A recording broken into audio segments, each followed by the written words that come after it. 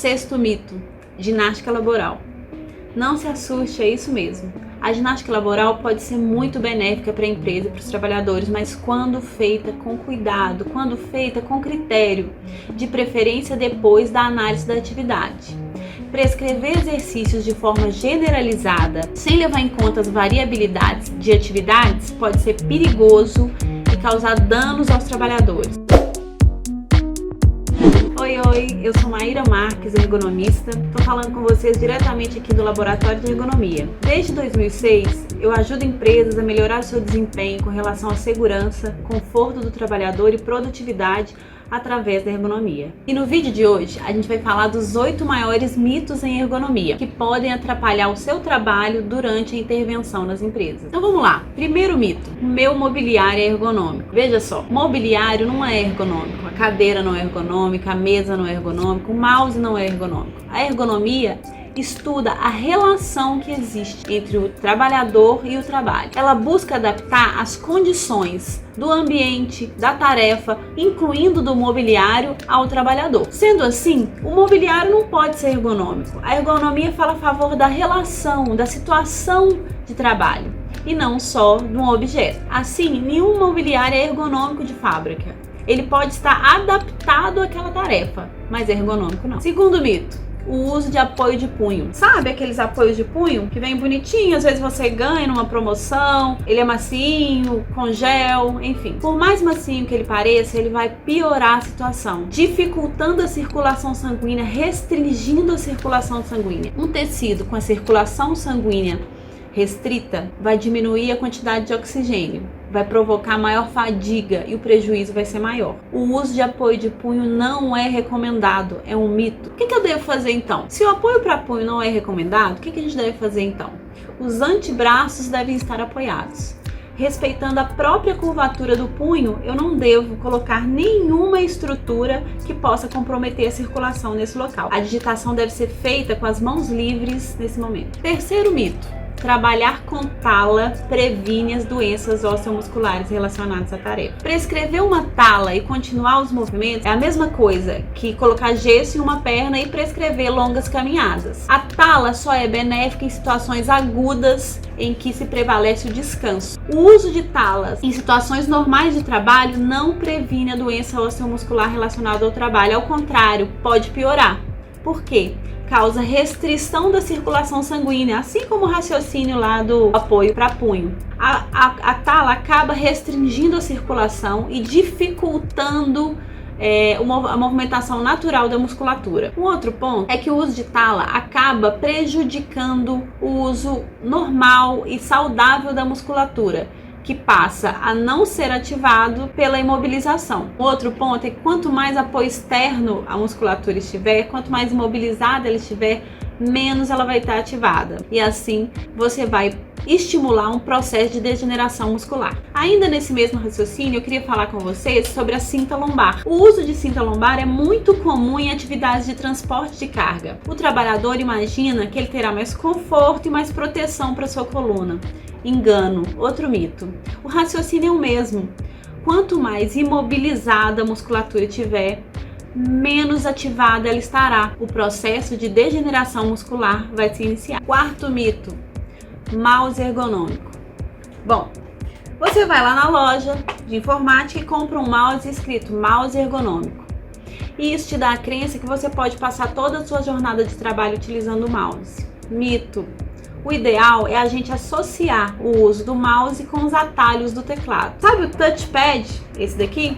Nunca deve ser usado. Quinto mito: o mito da postura ideal, que a professora Ada Ávila chama de cadeirologia. Deve ser contestada a postura ideal. Não existe comprovação científica que determinada postura pode ser mais benéfica ou que outra postura vai ser provocadora de dor. Sentar a 90 graus não te garante que você não terá uma dor na coluna lombar. Deve ser contestado também o uso tradicional da ergonomia, que só recomenda a postura ideal, sem procurar identificar as reais situações de trabalho. Sexto mito: ginástica laboral. Não se assuste, é isso mesmo. A ginástica laboral pode ser muito benéfica para a empresa e para os trabalhadores, mas quando feita com cuidado, quando feita com critério, de preferência depois da análise da atividade. Prescrever exercícios de forma generalizada, sem levar em conta as variabilidades de atividades, pode ser perigoso e causar danos aos trabalhadores. Outra coisa, não existe multiplicador. Primeiro que é proibido por lei. É preciso respeitar as categorias de trabalho.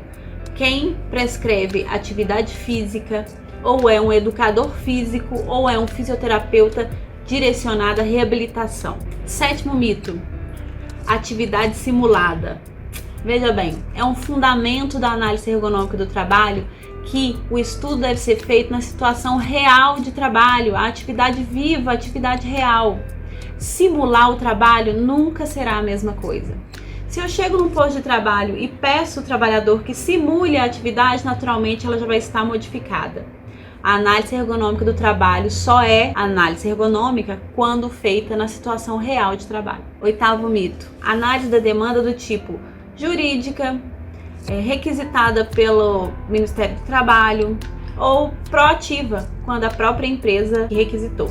Bom, aí a gente está falando de quem requisitou a análise, de quem solicitou a análise. Isso não é a análise da demanda real. É importante lembrar que a análise da demanda é uma parte importantíssima no processo de análise ergonômica do trabalho. Ela deve ser feita de forma aprofundada. A demanda correta vai determinar os resultados da análise ergonômica do trabalho. Eu falei que eram 8 mitos. Mas como eu sei que você vai deixar seu like aqui, vou falar mais 2 mitos para vocês que eu acho que é muito importante. Não se esqueça, 9º mito, a palavra do trabalhador. Como assim a palavra do trabalhador é um mito? Bom, não é incomum de vermos por aí a análise ergonômica do trabalho com uma frase do trabalhador, entre aspas, no fim da tarde eu estou com dor nas costas, entre aspas, aqui faz muito calor, evidenciando que o trabalhador participou daquele processo. Até aí tudo bem, é necessário mesmo evidenciar essa participação de alguma forma, mas veja bem, essa não é a palavra real do trabalhador. É preciso que ele participe de forma efetiva. E como que isso acontece? Demonstrando a sua atividade, o que ele faz, como ele faz e por que ele faz. É essa a evidência de que o trabalhador participou do processo de análise ergonômica do trabalho. 10º mito, também extremamente importante. Um programa de prevenção ou um programa de ergonomia que exista sem a análise da atividade. No vídeo de fundamentos da análise ergonômica do trabalho, eu falei que um dos principais fundamentos é a análise da atividade como foco principal. Não existe outra forma de se fazer a análise ergonômica do trabalho sem analisar a atividade. E diferenciar a atividade da tarefa prescrita e descrever a tarefa prescrita, analisar inclusive a tarefa prescrita. Não existe formas de fazer ergonomia sem analisar a atividade. Um outro ponto é que a efetividade do programa de ergonomia depende do apoio de todos dentro da empresa e principalmente da diretoria, da alta direção. Os resultados não serão demonstrados sem a participação de todos, sem a participação de todos, da alta direção aos trabalhadores. As informações devem ser atualizadas constantemente, esse é um processo de melhoria contínua. A análise ergonômica do trabalho é um trabalho vivo, constante, cíclico, que altera junto com a organização. Um outro ponto essencial para um programa preventivo é a implementação de pausas e micropausas. Em outro vídeo, nós falaremos especificamente da importância da recomendação das pausas, mas eu gostaria que vocês guardassem que esse é um ponto essencial para a efetividade de um programa de ergonomia. E por último, a intervenção proativa. A ergonomia deve ser feita de forma participativa. Eu não preciso demorar 2, 3 anos fazendo um estudo para levar melhorias ou implantar melhorias para o trabalhador. Ele deve ser feito de forma participativa, de acordo com a realidade do trabalho, com a realidade da empresa. A gente precisa quebrar essas crenças limitantes. Esses foram só 8 mitos. 8 não, 10. Mas tem muito mais. Você quer saber mais? Quer saber mais sobre a rotina do trabalho, das dificuldades que a gente encontra, dos mitos que a gente tem que ultrapassar? Curte, deixa seu like, compartilha esse vídeo, deixa nos comentários, se inscreva no canal, ativa as notificações que nós do laboratório iremos te ajudar nessa missão. Até mais!